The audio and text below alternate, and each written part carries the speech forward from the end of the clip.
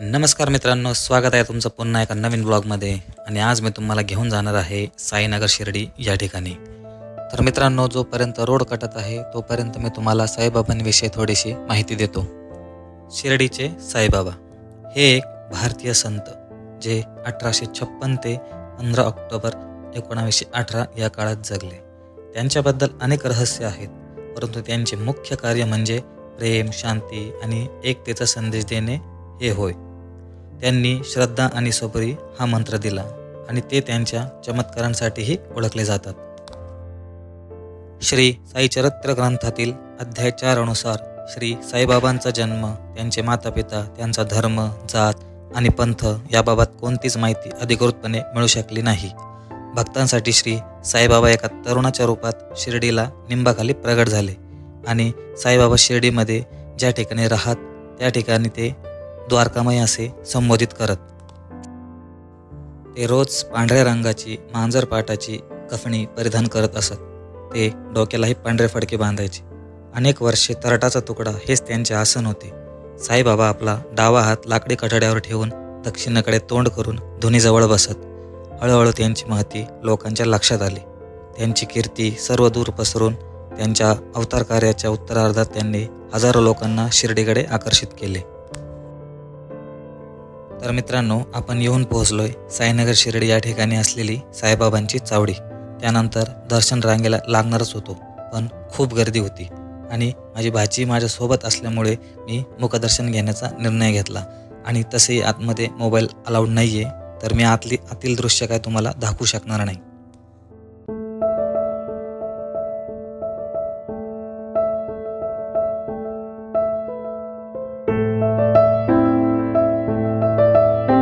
दर्शन झाल्यानंतर शेजारीच असलेल्या बजरंगबलीच्या मंदिरातही आपण दर्शन घेतले आणि त्यानंतर आपण जाणार आहोत साईबाबांचा फोटो संग्रह आणि म्युझियम बघण्यासाठी.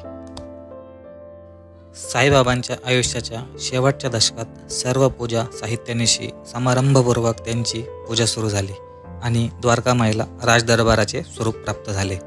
तरी देखील बाबांनी आपली साधी जीवनशैली बदलली नाही. भक्तांना त्यांचे ईश्वरी प्रेम आणि वरदान प्रत्यक्ष प्राप्त होत असे. बाबा भक्तांना आपल्या ईश्वर आराधनेचा मार्ग बदलू देत नसत. त्यानंतर साईबाबांनी 15 ऑक्टोबर 1918 रोजी दसऱ्याच्या दिवशी शिर्डीत महासमाधी घेतली. बाबांच्या कृपेने आजही भक्तांना अनुभव येतो. त्यामुळे बाबांप्रती भक्तांची निष्ठा व सबुरी निर्माण होते.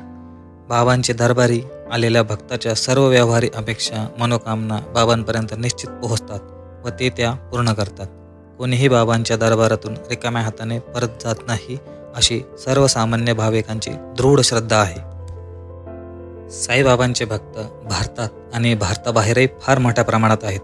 ठिकठिकाणी बाबांची मंदिरे उभारण्यात आली. त्यांच्या भक्तांच्या म्हणण्यानुसार ते अवतारी पुरुष होते.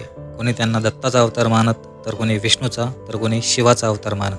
बाबांच्या भक्त समुदायात सर्वच जाती धर्माच्या लोकांचा समावेश होतो. फोटो संग्रह आणि म्युझियम बघून झाल्यानंतर खूप भूक लागली. मग काय, सर्वात जास्त अन्नदान ज्या ठिकाणी होते त्या ठिकाणी जेवण करण्याकरिता गेलो. विशेष म्हणजे कमी पैशात त्या ठिकाणी तुम्ही पोटभर जेवण करू शकता. आणि मित्रांनो, या ठिकाणी तुम्ही बघू शकता प्रसादालयाच्या प्रवेशद्वारावरच खूप सुंदर अशी अन्नपूर्णा देवीची मूर्तीही आहे. आणि विशेष म्हणजे ज्या ठिकाणी साईबाबांनी आपलं संपूर्ण आयुष्य भिक्षा मागून उदरनिर्वाह केलं, त्या ठिकाणी बाबांचा एकही भक्त उपाशी झोपू शकत नाही. त्या ठिकाणी लाखोंनी भक्त महाप्रसादाचा लाभ घेतात.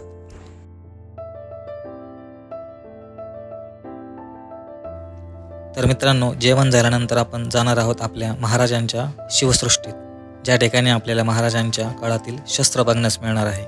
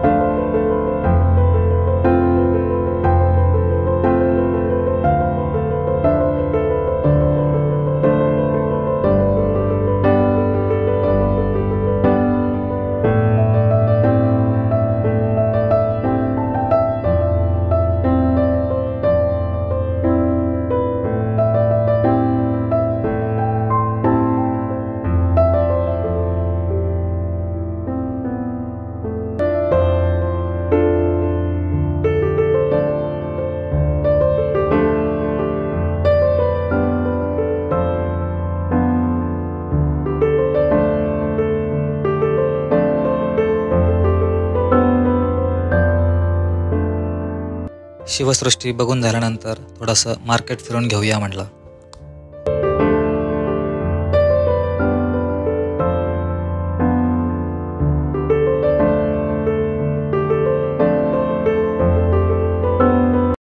मार्केट फिरून झाल्यानंतर आपण आलो आहोत त्या ठिकाणी असलेल्या गार्डनमध्ये. त्या ठिकाणी साईबाबांची भव्य अशी प्रतिकृती बघण्यास मिळते आणि पालखीचीही प्रतिकृती बघण्यास मिळते.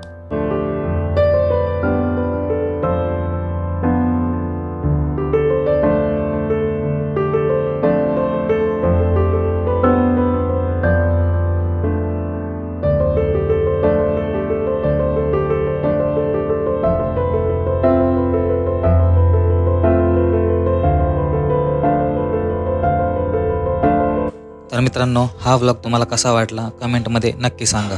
आवडल्यास लाईक करा, शेअर व सबस्क्राईब करायला काय विसरू नका. आणि आता भेटूया पुन्हा एका नवीन व्लॉगमध्ये एका नवीन ठिकाणी. तोपर्यंत जय साईराम.